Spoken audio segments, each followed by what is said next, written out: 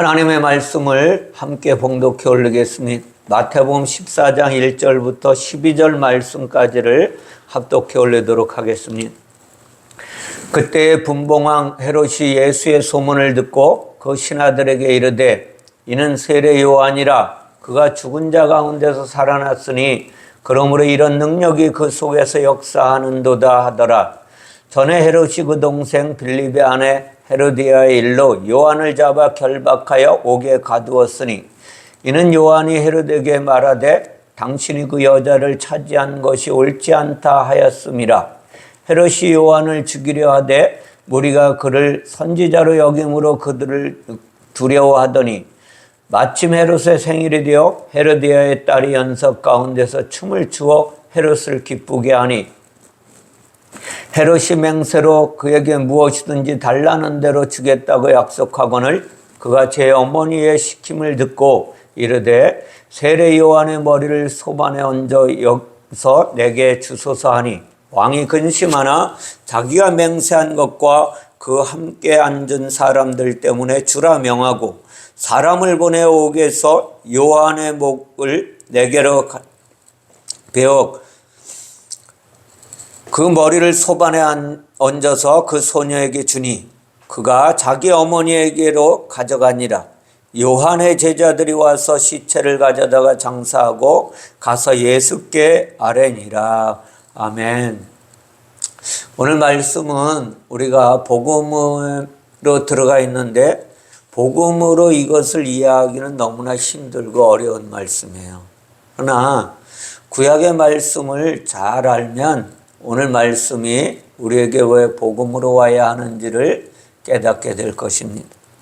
오늘 말씀의 제목을 목배임당한 요한이라는 제목으로 하나님의 교훈을 함께 나누길 원합니다. 복음서에는 요한이 두 명이 나와요. 세례 요한과 사도 요한이 나옵니다. 비교적 세례 요한의 이야기가 상세하게 기록되어 있습니다. 그리고 사복음서에 여러 군데 기록되어 있어요. 태어나는 과정만 본다면 복음서의 주인공이 세례 요한이 아닌가 싶을 정도로 예수님과 똑같이 나와요. 태어나는 과정도. 그리고 복음서에서 미치는 영향력이 상당히 크다는 것을 인식하게 됩니다. 그래서 세례 요한의 출생을 비롯하여 성장 과정과 죽음까지의 기록을 자세하게 이야기하는 거예요. 신약 성경에서 출생의 과정을 기록한 사람은 예수님과 세례 요한 둘밖에 없어요.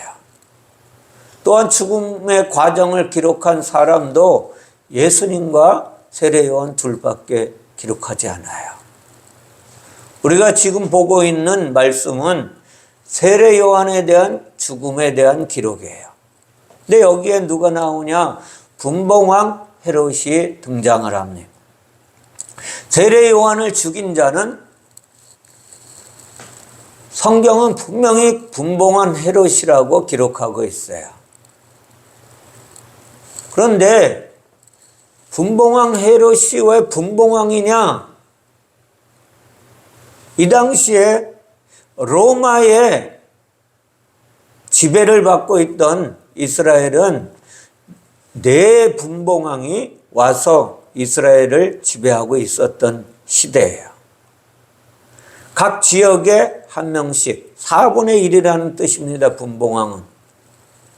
이것이 역사 속에 기록된 로마의 통치 제도였어요. 그럼에도 불구하고 3분의 1이라는 이 표현에서 어딘지 모르게 우리는 익숙함을 찾아내야 돼요. 제가 목요일 날 성경 공부할 때 창세기 1장을 하는데 창세기 1장에 보면 천지 창조를 네 곳으로 나누어서 이야기하고 있다는 거예요. 먼저는 인물과 아랫물을 나눠요. 그리고 아랫물은 물질계이고 인물은 영계입니다. 근데 물질계를 또 나눠요. 또 나누는데 어떻게 나누냐? 하늘과 땅과 바다로 나눕니다. 이것이 성경 전체의 무대를 하나님께서 만드신 거예요. 이것이 나중에 성막의 기본 설계도로 갑니다. 성막은 윗물에 해당하는 지성소와 아랫물에 해당하는 성소가 있어요. 그리고 뜰과 울타리 밖에 있습니다. 그러니까 헤롯이 네 곳 중 한 지역을 통치하는 왕이라는 거예요. 그러면 헤롯이 어떤 지역을 통치하였는가는 어렵지 않게 알 수가 있어요. 헤롯이라는 이름의 뜻은 영웅이라는 뜻이 있어요. 그리고 용사라는 뜻을 가지고 있습니다. 그 이름을 좀 더 상세하게 분석해 보면 영웅이라는 뜻의 헤롯과 눈에 보이다는 뜻의 에이도가 합해진 거예요.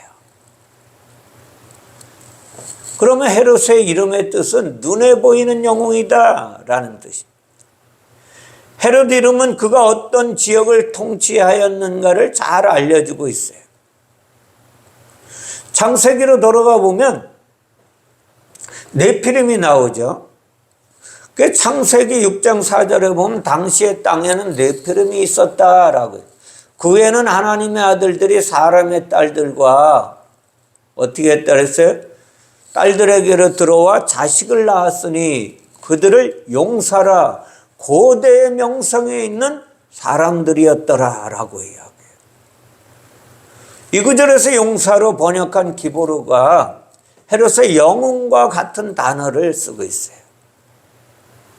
기브로의 용사는 어디서 왔냐면 가바르의 단어에서 왔어요. 이건 뭐 강하다는, 이기다, 용맹스럽다라는 뜻이 되어 있어요. 창세기 6장은 이 용사가 하나님의 아들들과 사람의 딸들 사이에서 태어난 네피림이라고 말하고 있어요. 다시 말하면 하나님의 아들들과 사람의 딸들이 합쳐져서 태어난 것이 네피림이다라고 증거하고 있다는 거예요. 하나님의 아들들은 영이에요. 사람의 딸들은 육입니다. 다시 말하면 영과 육이 연합되어 태어난 네피림이 용사요 곧 죄인이라는 것을 말씀하고 있는 거예요.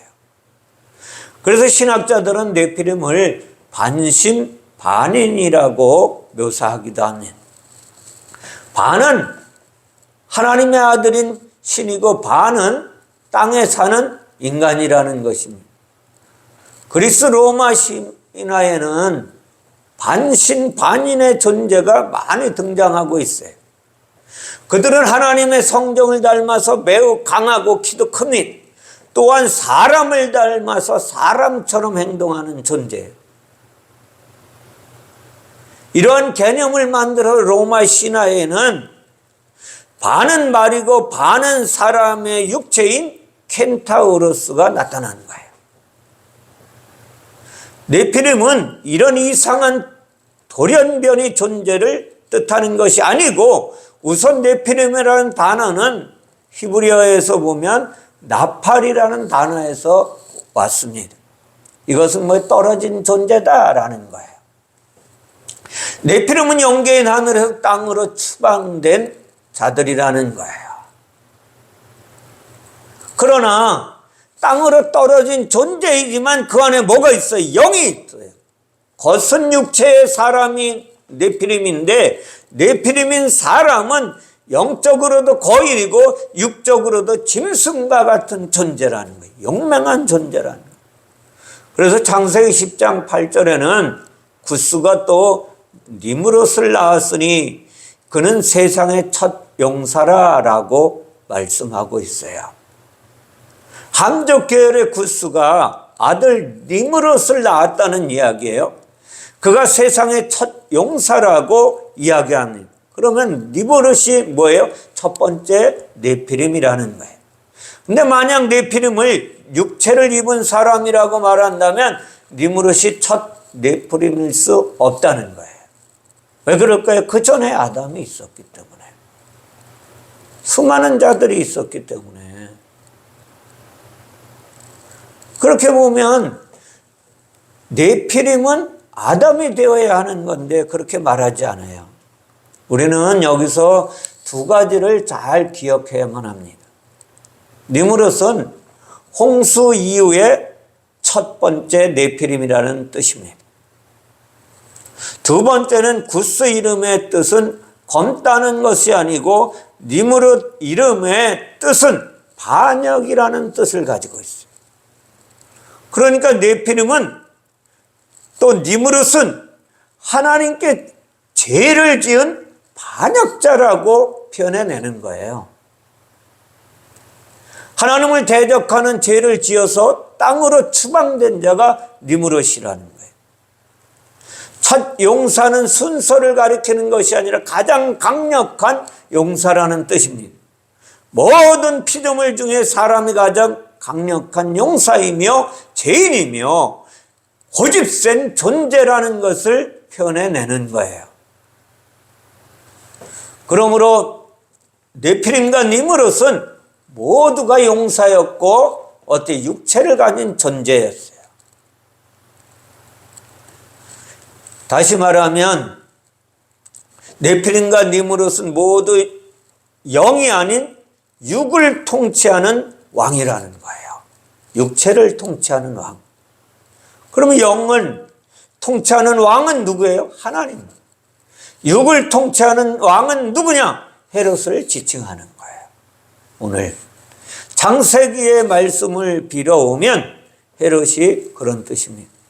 창세기 1장에 의하면 바다가 육이라고 설명하고 있습니다. 성막의 뜰을 기준으로 하면 울타리 밖이 육입니다. 바다는 큰 바다 괴물이 살고 있는데 그 바다 괴물이 뱀이고 용이고 사단이고 마귀이고 귀신을 가리키는 거예요. 모두 타락한 영을 가진 사람을 가리키는 단어들입니다. 무섭고 힘세고 파괴하는 용사가 죄인인 사람이라는 뜻이에요. 그러므로 분봉한 헤롯은 육체의 왕국을 다스리는 무서운 사람을 말하는 거예요. 죄인인 분봉왕 헤롯이 바로 그런 뜻입니다. 다시 말하면 죄인들을 다스리는 그리고 죄인들을 통치하는 왕이라는 거예요. 근데 여기에 세례 요한이 등장을 하죠. 요한은 서두에 말씀드렸지만 두 명이 성경에 등장해요. 사도 요한이 그 중에 한 명이고 그 한 명은 세례 요한입니다. 요한 이름 앞에 사도와 세례를 붙이는 이유는 두 사람을 구분하기 위한 목적도 있죠. 그러나 그런 목적보다는 그 단어들이 그들의 정체성을 이야기하고 있는 거예요. 이 사람의 정체성이 무엇인가를 가르쳐 주는 거예요. 한 명의 정체성은 무엇이냐? 사명이 사도라는 거예요. 다른 이는 세례를 베푼 자예요. 오늘 세례 요한은 세례를 베푼. 그런데 우리가 요한을 부를 때 사도 요한은 굳이 사도라고 앞에 이름을 잘 붙이지 않아요. 그냥 요한이라고 부르어요. 특별한 경우가 아니라면 세례 요한은 세례 요한이라고 우리가 지칭을 합니다. 이 말은 세례 요한의 사명이 무엇이냐? 세례라는 거예요. 다시 말해 세례를 베푸는 자라는 거예요. 이것은 세례라는 말과 사도라는 말이 우리가 보기엔 사도가 더 멋있게 보이잖아요. 그죠? 근데 세례라는 뜻이 더 강력한 하나님의 파워를 가지고 있다는 걸 아셔야 돼요. 우리가 보통 알고 있는 세례는 교회에서 의식으로 진행하는 것 중에 하나로 보잖아요. 그죠? 그저 세례를 베풀고 물 몇 방울 떨궈 주는 것. 세례는 물을 뿌리는 의식에 가깝게 느끼고 있어요, 우리가. 그러나 원어가 가르쳐주는 세례는 생각보다 무섭고 심각한 의미를 가지고 있다는 것을 아셔야 돼요. 원어의 밥티스테스는 어디에서 왔느냐? 밥티조에서 왔는데 그 동사에서 그 뜻은 뭐예요? 물로 휩쓸어 버리다라는 뜻이에요. 그냥 손가락에 물을 묻혀서 떨궈주는 그런 게 아니라 물로 완전히 휩쓸어 버린다는 거예요. 노아 홍수를 세례라고 봐야 합니다. 세상의 모든 더러운 것들을 휩쓸어 버리는 심판이 세례예요. 죄와 악을 모두 없애는 죽음의 심판이 세례라는 것입니다. 노아의 홍수 때 모든 기식 있는 생물들은 죽임을 당했어요. 아주 혹독하고 매정한 심판의 뜻이 세례라는 거예요. 저 여러분은 세례를, 진정한 세례를 받으셨는지 기억하셔야만 돼요. 오늘 하나님이 주시고자 하는 교훈은 여기에 있는 거예요. 요한의 이름의 뜻은 하나님의 은혜라는 뜻을 가지고 있어요. 세례 요한이라고 부를 때 그 뜻은 더러운 것들을, 모든 더러운 것들을 휩쓸어 버리는 하나님의 은혜를 뜻한다는 거예요. 세례 요한의 이름의 뜻. 우리 안에 있는 모든 더러운 것들을 휩쓸어 버리는 하나님의 은혜가 그 사람 안에 담겨져 있다는 거예요. 우리는 하나님의 은혜를 너무나 일방적으로 해석하고 적용하기도 합니다. 은혜는 따뜻하고 부드럽고 친절하고 아름다운 것으로 고정관념에 묶여 있어요. 그러나 은혜는 그런 것만이 은혜가 아니라는 거예요. 하나님의 은혜는 때때로 가혹하고 가을의 서리처럼 살기를 띠고 있습니다. 하나님은 사랑이시지만 죄에 대하여는 절대로 타협하지 아니하시고 무자비하게 하나님은 사형을 언도하시는 거예요. 죄에 대해서 사형을 선고하는 강직함을 가지고 계신 분이 우리가 믿는 하나님이에요. 우리는 예수님의 십자가의 죽음을 은혜로만 바라보잖아요. 그죠? 그 이면에는 죄에 대해서 절대로 그분은 타협하지 아니하시고 아들을 죽이기까지 그분은 냉정하게 하나님의 공의를 실현하시는 하나님이에요. 만약 누군가를 용서하려면 그 뒤에는 용서가 가능하게 하는 값을 지불해야 한다는 것입니다. 그러므로 세례는 하나님의 은혜인데 값을 지불하는 하나님의 은혜라는 거예요. 값을 지불하지 않는 은혜는 우리에게 아무 소용이 없는 거예요. 다른 사람을 살리기 위해 내가 죽어야 하는 그것이 은혜입니다. 하나님은 죄인을 용서하기 위해서 물로 죄를 깨끗이 씻으셨다고 말씀하고 있습니다.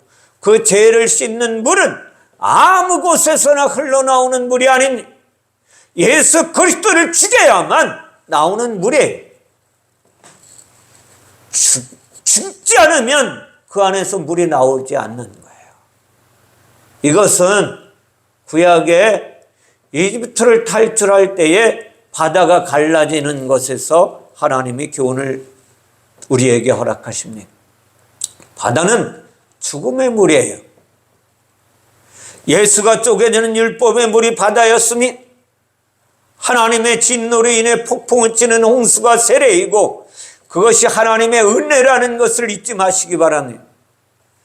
세례 요한은 죄에 대하여 사형 선고하는 무시무시한 율법의 끝이에요. 마태복음 11장 13절에 보면 모든 선지자와 율법이 예언한 것은 요한까지라 라고 말씀하고 있습니다. 세례 요한은 율법의 마침표라는 거예요. 율법의 마침은 그냥 율법 시대가 끝난다는 정도의 선언이 아니에요. 율법의 마침은 죄에 대하여 사형 선고를 언도하는 거예요. 그것이 율법의 사명이기 때문에 그렇습니다. 율법이 가지고 있는 사명은 죄와 사망으로 인하여 다 죽어야 하는 거예요. 세례 요한은 구약 시대 전체를 걸쳐 기록된 율법이 기다리던 사형 선고의 대상을 찾는 거예요. 세례 요한이 사형 선고를 누가 당할지를 찾고 찾은 가운데 누구를 찾았냐? 예수 그리스도를 찾아낸 거예요. 그래서 너희는 회개하라, 천국이 가까이 왔느니라 라고 그는 외쳤던 것입니다. 세례 요한이 예수님을 보고 하나님의 어린 양이라고 소리친 것입니다. 그 소리의 의미는 저 사람 예수가 하나님의 진노를 잠재울 수 있는 주인공이다, 그러므로 말미암아 저는 죽어야 하는 어린 양이라고 세례 요한은 예수를 죽이는 하나님의 은혜의 사명을 가지고 태어난 자입니다. 그러므로 요한이 죽고 예수가 살아나야 하는 거예요. 헤롯이 예수의 소문을 들었다고 오늘 말씀하잖아요. 헤롯은 예수가 자기가 죽인 세례 요한이라고 생각했어요. 착각한 것 같잖아요. 그런데 이것이 복음이라는, 성경은 지금 전지적 작가 시점에서 이야기를 풀어가고 있는 거예요. 다시 말하면 전능하신 하나님의 은혜 가운데 이 이야기를 풀어가고 있다는 거예요. 헤롯이 요한을 죽인 사건은 나중에 나오지만 헤롯이 예수에 대한 소문을 들은 시점은 요한이 죽은 후에 들었다는 거예요. 헤롯은 땅의 왕입니다. 아무리 악한 왕일지라도 왕의 위치에 오를 정도면 상당한 지식과 학식을 가지고 있는 자입니다. 헤롯이 자신이 죽인 세례 요한이 환생하여 예수로 왔다고 생각했습니다. 그리고 이러한 생각이 어찌 마태복음 저자인 마태에 의도적으로 그가 기록해 놓았느냐는 성령께서 기록하게 하셨을 것입니다. 성령께서 성경을 통해 의도적으로 그렇게 해석하고 싶으셨을 것입니다. 왜냐하면 지금 우리가 살펴보고 있는 세례 요한의 죽음이 그러한 성격을 띠고 있기 때문에 그래요. 세례 요한의 죽음이 왜 복음 안에 들어와 있느냐는 것입니다. 세례 요한이 율법의 마지막 선지자인데 율법이 죽어야 복음이 시작되기 때문에 세례 요한의 죽음이 복음서 안에 기록되어 있는 거예요. 그러니까 세례 요한이 죽어야만 복음을 가지고 온 예수 그리스도의 사역이 진전되기 때문에 죽은 거예요. 세례 요한이 죽고 예수로 살아나는 것과 율법이 죽고 복음이 살아나는 것이 성경이 전하고 싶은 주제라는 거예요. 그래서 오늘 세례 요한이 죽은 것을 복음서의 복음 안에 집어넣으신 분이 하나님인 것입니다. 죽은 자 가운데서 살아난다는 개념은 예수님이 죽으시고 부활하기 전에는 존재하지 않던 개념이에요. 가끔은 죽었던 자가 기적적으로 살아나는 경험을 인류 역사 속에서 하기도 했지만 그것은 일반적인 형상이 아닙니다. 부활이라는 특별한 개념으로 죽은 자 가운데서 살아나는 것이 일반화된 것은 예수님이 죽으시고 나서 일반화되었다는 거예요. 예수님의 부활 이후에 가능해진 것이란, 따라서 성경의 저자는 분명히 헤롯의 개인적인 생각을 핑계로 율법의 죽음과 복음으로 부활한 것을 알려주고 싶었던 것입니다.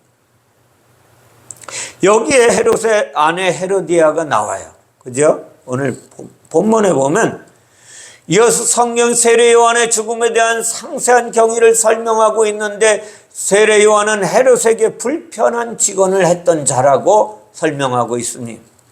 헤롯이 동생의 아내 헤로디아를 빼앗아서 자신의 아내로 만들어버린 것을 책망했던 것입니다. 헤로디아는 헤롯의 동생의 아내를 취한 후에 헤롯의 이름을 넣어서 지은 새로운 이름이에요. 동생의 아내라고 오늘 번역을 했어요. 근데 원어를 보면 형제의 아내라고 번역을 해야 돼요. 형제의 아내. 동생의 아내라고 하는 형제의 아내를 취해서 너는 잘못된 인간이다 라고 해야 하는, 이것이 구약 성경의 레위기에 나와 있습니다. 레위기 20장 21절에 보면 누구든지 그의 형제의 아내를 데리고 살면 더러운 일이라. 그가 그의 형제의 하체를 범함이니 그들에게 자식이 없으리라.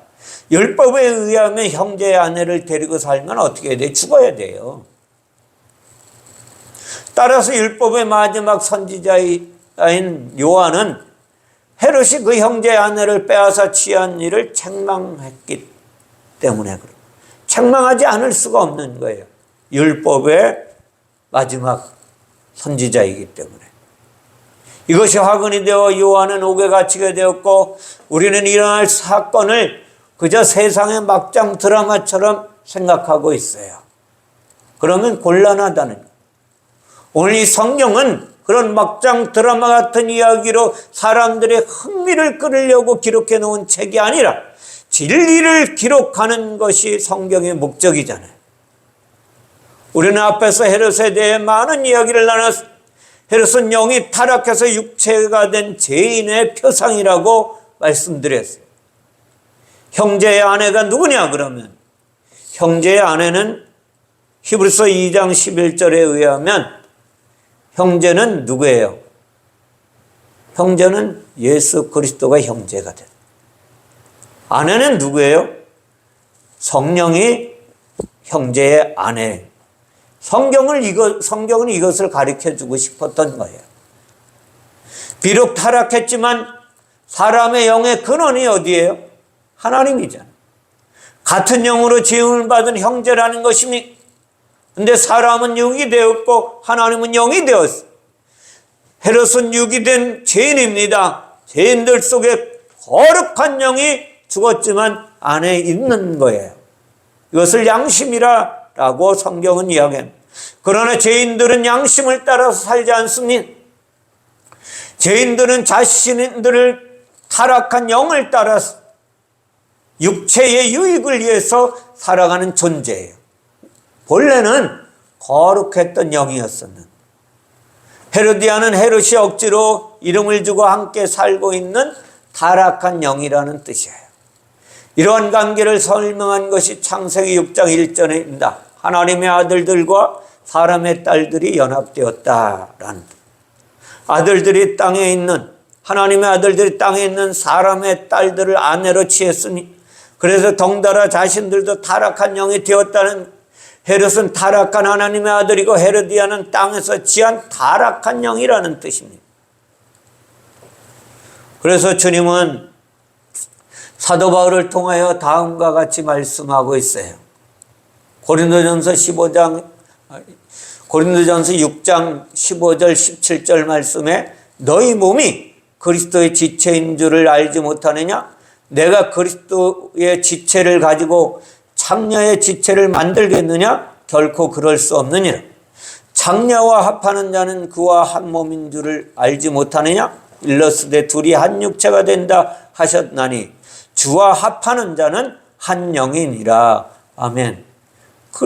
그리스도와 합한 자가 되어야 되는데 그리스도와 하나가 되어야 되는데 그렇게 하지 않는 거예요. 성경은 헤롯과 헤로디아의 관계를 통해 그리스도의 지체를 가지고 장녀의 지체를 맡는 것을 고발하고 있는 거예요. 그것이 우리의 사람이고 죄인의 정체성이라는 것을 알고 있어야만. 세례 요한은 율법입니다. 율법은 하나님의 아들이었던 헤롯에게 하나님의 거룩한 영을 취해서 타락한 영이 되게 한 것이 옳지 않다고 고발하는 거예요. 그러나 이미 타락한 헤롯은 율법의 말을 듣지 않습니다. 오히려 율법을 무시하고 옥에 가두어 버리는 거예요. 다시 말하면 양심이 아무리 육에게 말을 한다 할지라도 육은 그 말을 듣지 않고 오히려 양심을 옥에 가두어 버리고 사는 존재라는 것입니다. 저 여러분들도 그렇게 살지 않나요? 예수 믿는다고 하면서 내 거룩한 양심은 다른 곳에 가두어 버리고 육의 유익을 위해서만 살지 않느냐는 것입니다. 이것이 주님께서 우리에게 주시는 교훈입니다. 요한은 이것을 고발했던 것입니다.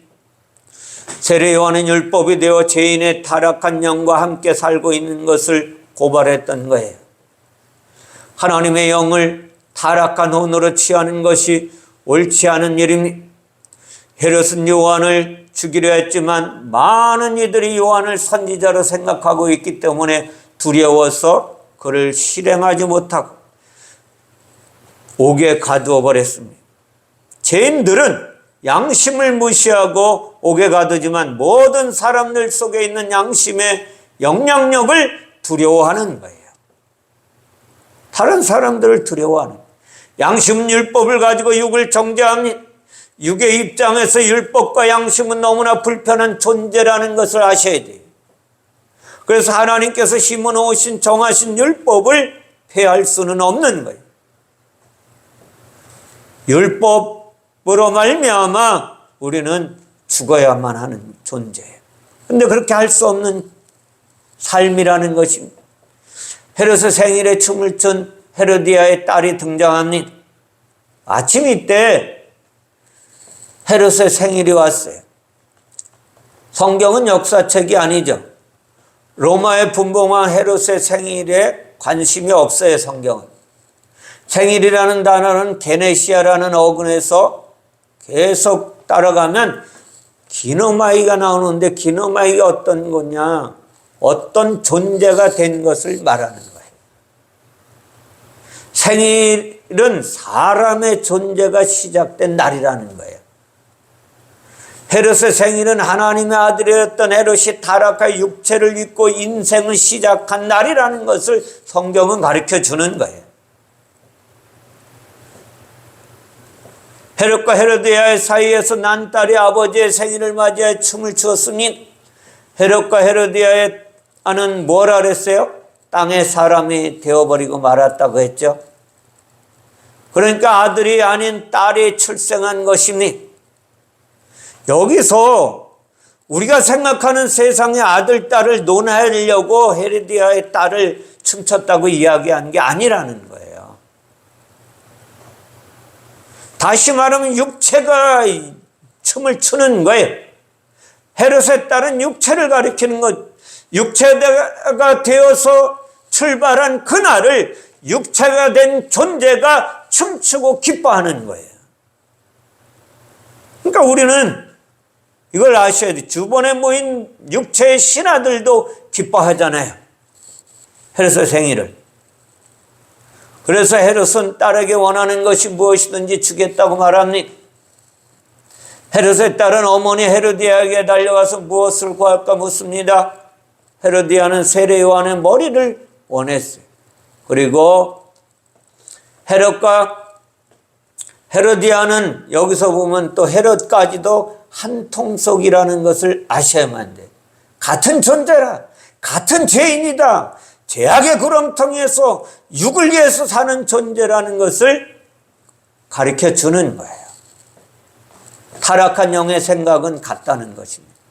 그러니까 세상의 모든 사람들의 삶은 같아요. 모두가 육신의 유익을 위해서만 살아가는 존재라는 거예요.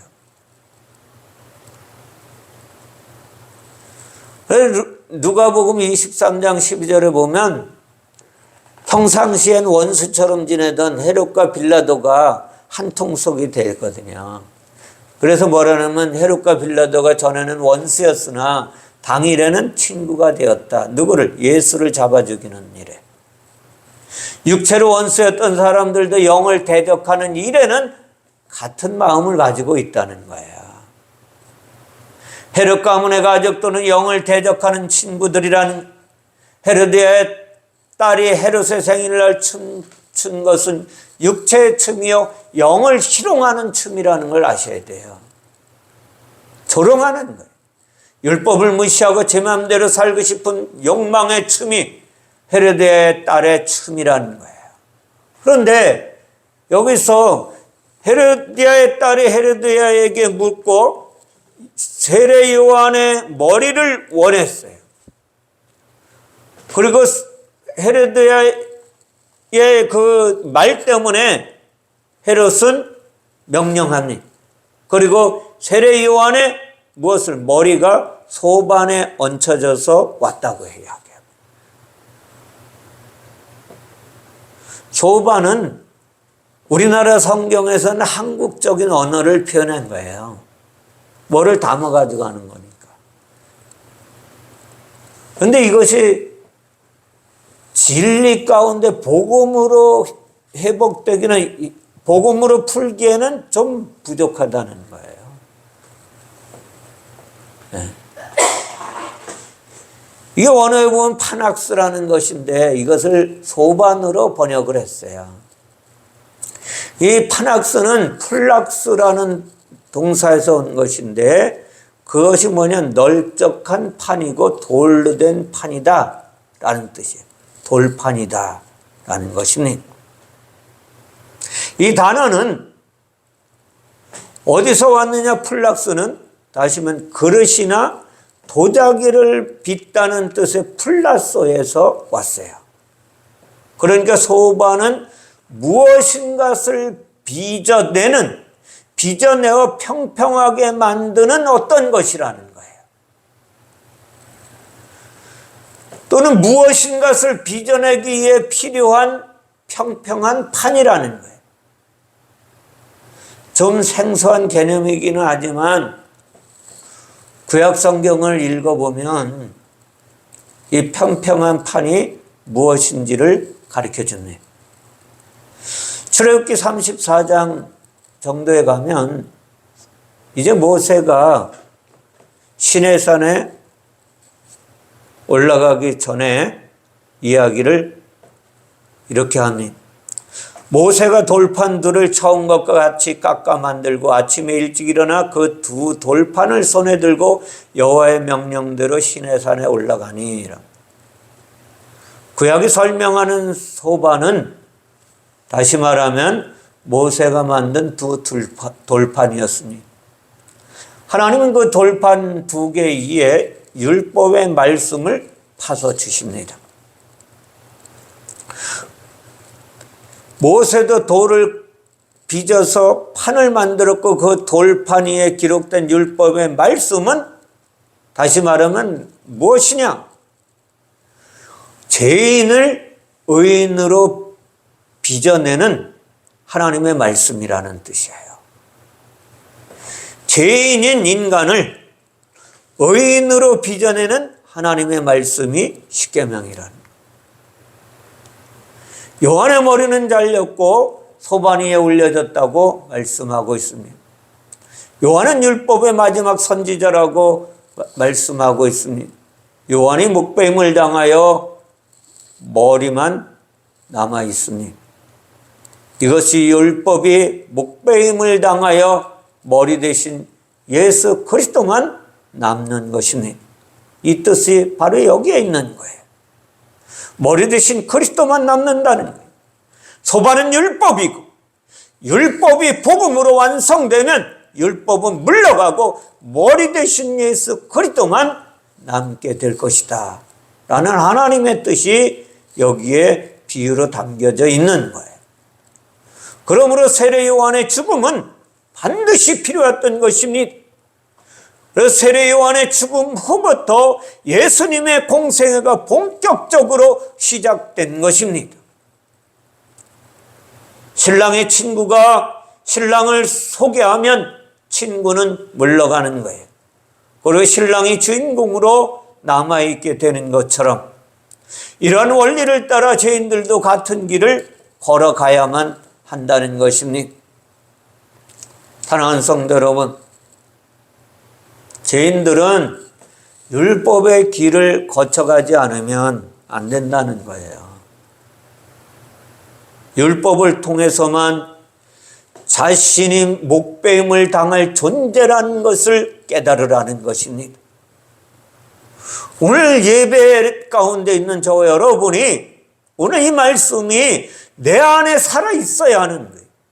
이 말씀이 살아계셔서 내 안에 역사해야만 나는 거예요.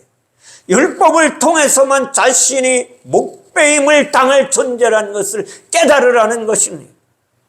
율법을 통해 육적인 자아가 목배임을 당해야만 머리 대신 그리스도가 우리 안에 오시는 거예요.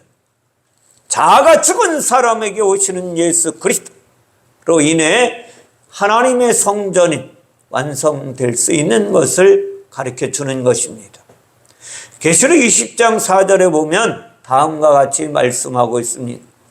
또 내가 보좌들을 보니 거기에 앉은 자들이 있어 심판하는 권세를 받았더라. 또 내가 보니 예수를 증언함과 하나님의 말씀 때문에 목배임을 당한 자들의 영혼들과 또 짐승과 그의 우상에게 경배하지 아니하고 그들의 이마와 손에 그의 표를 받지 아니한 자들이 살아서 그리스도와 더불어 1000년 동안 왕노릇하니. 아멘. 어떤 사람이요? 율법을 통해서 내 자아가 죽은 자가 되어야 한다는 거예요. 율법을 통해서 내가 죽어야 한다는 것을 깨달아야지. 그리고 내 자아가 죽고 내 영이 살아서 하나님을 찬양하는 존재가 돼야지만 돼요. 하나님의 말씀 때문에 우리는 목배임을 당해야 한다는 거예요. 하나님의 말씀은 율법이고 또 육체의 예수 그리스도입니다. 육체의 예수님도 율법을 따라서 십자가에서 목배임을 당했습니다. 예수께서 죽으심으로 그리스도의 성령이 우리 안에 오신 것을 믿으십니까? 자아가 죽은 사람에게만 성령이 임합니다. 다시 말하면 소반위의 세례 요한의 머리는 가장 슬프지만 정확한 하나님의 복음으로 저와 여러분의 심령 가운데 심겨져야만 하는 거예요. 그래서 내가 하나님의 말씀에 의하여 죽어져야만 되는 거예요. 하나님의 말씀에 의하여 내 자아가 죽고 그리스도와 함께 살아가는 존재가 되라고 오늘 세례 요한의 죽음을 통하여 우리에게 교훈하시는 것입니다. 오늘 예수께서 어떤 소식을 전해 들었다고 마지막에 이야기하여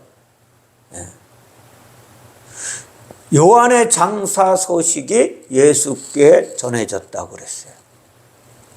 율법의 죽음이 예수께 전해진 것입니다.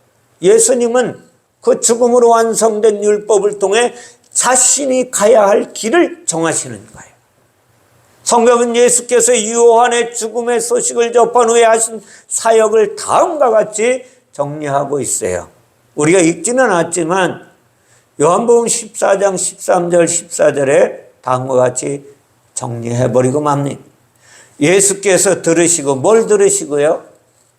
세례 요한의 죽음의 소식을 들으시고 배를 타고 떠나서 따로 빈들에 가시니 무리가 듣고 여러 고을로부터 걸어서 따라간지라 예수께서 나오사 큰 무리를 보시고 불쌍히 여기사 그 중에 있는 병자를 고쳐주시니라. 아멘.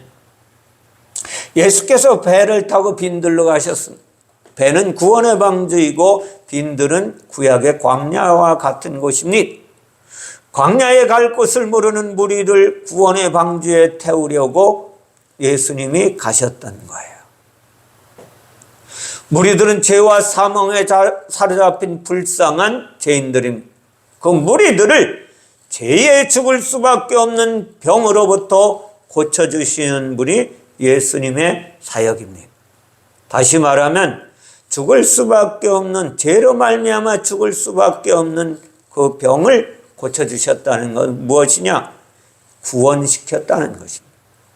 예수님은 율법으로 죽고 그리스도 성령으로 구원과 치유를 우리에게 주시는 하나님의 놀라우신 사역입니다. 그러므로 저와 여러분이 어떻게 살아야 합니까? 그리스도 안에 있어야만 한다는 거예요. 고린도서 5장 17절에 그런즉 누구든지 그리스도 안에 있으면 새로운 피조물이라 이전 것은 지나갔으니 보라 새 것이 되었다고 선포하고, 이것은 우리 안에서 계속 역사해야만 하는 거예요.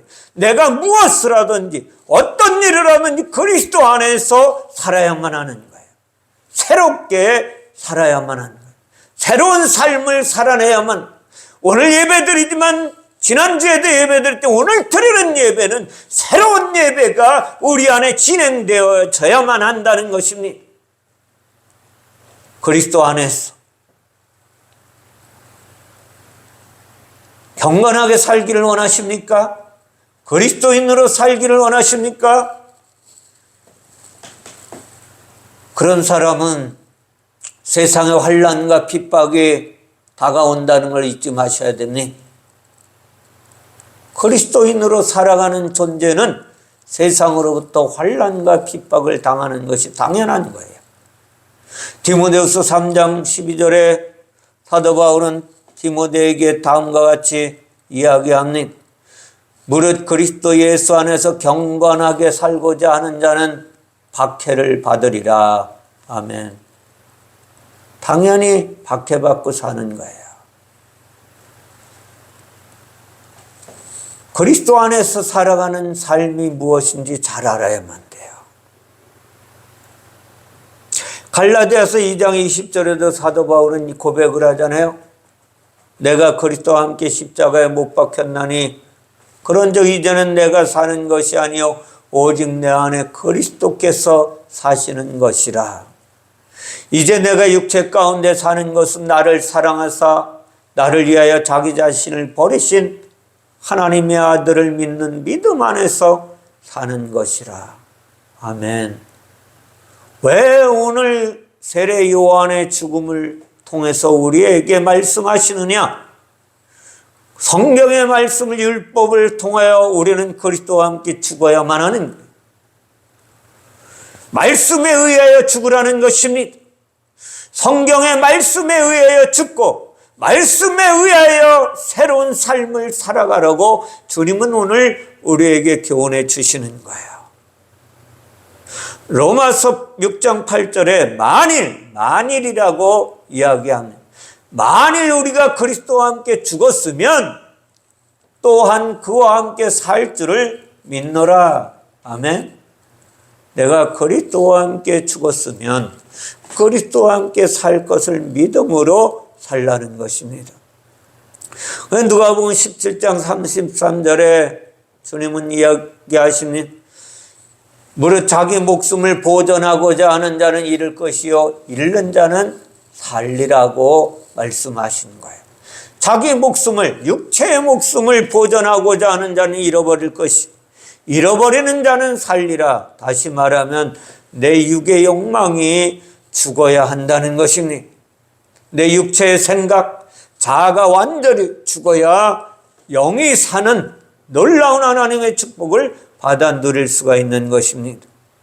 그러므로 사도 바울은 고린도전서 15장 31절에 형제들아 내가 그리스도 예수 우리 주 안에서 가진 바 너희에 대한 나의 자랑을 두고 단언하는데 내가 자랑할 것이 이것밖에 없는데 나는 날마다 죽노라. 아멘. 오늘도 저와 여러분의 아직도 어제까지 아직도 내 육체의 정욕과 물질의 정욕과 이생의 자랑이 살아 있었다면 오늘 예배 가운데 나오신 저 여러분이 그리스도와 함께 죽는 그리고 그리스도와 함께 영으로 살아가는 하나님의 사람들이 되시기를 주님의 이름으로 축원을 드립니다. 그렇게 되면 우리의 심령 가운데 주의 평강이 넘쳐나게 될 것입니다. 하나님의 능력이 내 안에서 발동될 것입니다. 놀라운 하나님의 역사가 일어나게 될 것입니다. 성령이 내 안에서 일하시는 놀라운 역사를 체험하게 될 것입니다. 오늘 고린도전서 6장 17절에 주와 합하는 자는 한 영이라고 했어요. 오늘 분봉한 혜력과 같이 세상의 형제의 아내를 데리고 사는 것이 아니라 타락한 영을 데리고 사는 것이 아니라 누구와 함께 영원한 아내 되시는 영원한 신부가 되시는 성령과 함께 한 사람이 돼서 합하여 함께 살아가는 그리스도인이 되어야만 합니다. 그러면 하나님이 내 안에 계셔서 말씀의 능력이 나타나는 거예요. 한 가지 간증만 하고 마치겠습니다. 지난주에 구리에 권사님 한 분이 아프셔서 병원에 입원하셨다고 전화가 와서 목요일 날 예배 끝나고 갔어요. 그리고 가서 기도해드리기 전에 무엇이냐 뇌가 잘못됐다고. 그래서 큰 병원에 가서 MRI 찍어보고 정확한 진단을 더 하고 치료받으시라고. 이렇게 딸이 이야기해요. 그래서 죽고 사는 게 하나님 앞에 있으니까 하나님의 놀라우신 은혜를 사모하며 기도하자.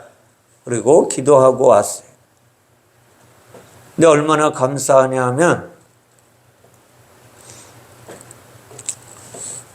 금요일 날 아무 이상이 없다고 검사했는데 금요일 날 또 일찍이 전화가 와서 목사님 기도해 주셔서 너무 감사합니다. 그런데 목사님 보고 싶어요. 그게 감사하게도 하나님은 다 아시는 거예요. 보통 제가 4시 넘어야 5시쯤 돼서 끝나는데 그날은 회장님이 그냥 병원에만 사모님 모시고 갔다 와서 목사님 저하고 현대백화점 10층에 가면 맛있는 거 있는데 거기 점심 잡수고 가시죠. 10시 15분쯤 돼서 제가 보니 아직 점심 때 안 됐으니까 집에 가서 먹을래요. 집에 가셔서 사모님하고 맛있는 거 드세요. 그리고 태워다 드리고 나와서 구리에 갔어요. 병원에 들렸다가 기도해 드리고 이제 그 남편이 저하고 동기예요. 그래서 만나려고 가는데 집을 몇 년 만에 가니까 금방 못 찾는. 그래서 찾느라고 왔다 갔다 하는데 공부하러 오는 이금숙 집사님이 전화가 온 거예요. 목사님 어디세요? 나 지금 병원에 왔다가 안 목사님, 안문희 전사님이네. 전사님 얼굴 한번 보고 가려고 집을 찾고 있다고. 왜 그러냐? 목사님 어떻게 됐어요? 괜찮대. 정상이래. 그랬더니 목사님 왜 그런데 나는 안 낫는 거예요? 어디가 아픈데? 머리가 띠한 게 낫질 않아요. 그래? 그러면 내가 전사님 뵙고 구리역으로 갈 거니까 구리역 근처에서 만나자. 어디 교회 가서 기도하지 않아도 하나님이 역사한다는 걸 오늘 보게 될 거야. 목사님 제가 구리역 막 지나가고 있는데 그럼 이 옆에 있을게요. 전사님 만나서 기도해드리고 버스 타고 가서 내려서 만나서 커피숍에서 앉아서 예수 이야기를 한참을 해요. 근데 공부하러 오는 다른 집사님이 또 일 끝나고 거기 합석을 하셨어요. 얼마나 감사하냐면 한참을 이야기하다가 그 집사님에게 제가 집사님 머리 아직도 아프면 이야기하세요. 안 아픈데요. 중요한 것입니다. 하나님은 우리가 대화하는 가운데도 역사하시게 해야 된다. 내가 그리스도 안에서 그리스도와 함께 살아가는 존재가 되면 하나님은 내 안에서 일하시는 거예요. 그분의 이야기만 해도 그분은 역사하시는 놀라운 하나님의 역사가 일어나야 돼요. 저 여러분 모두가 오늘 이것은 목사만에 일어나는 일이 아니라 오늘 침례 요한, 세례 요한과 같이 내가 육이 목배임을 당해서 성경의 말씀대로 죽어지면 그리고 그리스도와 함께 성령과 함께 살면 동일한 역사가 일어난다는 사실을 믿으시고 그리스도인답게 살아감으로 말미암아 내 말에 권세가 나타나는 하나님의 능력이 나타나는 놀라운 역사가 일어나게 되기를 주님의 이름으로 축원을 드립니다. 기도하겠습니다. 사랑의 하나님 감사합니다. 오늘 세례 요한의 죽음을 통하여 하나님께서 복음의 능력이 얼마나 놀라운지를 우리에게 교훈하여 주시니 감사드립니다. 하나님 오늘 예배하는 모든 이들과 이 말씀을 함께 영상으로 듣는 모든 이들이 성경의 구약의 하나님의 말씀에 의지하여 그리스도와 함께 십자가에 죽고 그리스도와 함께 내 영이 살아서 하나님의 말씀에 순종하며 살아가는 성령의 이끌림 받아 하나님의 말씀을 선포할 때마다 하나님이 보증하는 주인공들로 살아갈 수 있도록 축복하여 주시기를 원하오며 거룩하신 예수님의 이름으로 기도하옵나이다. 아멘. 찬송가 459장 찬양합니다. 459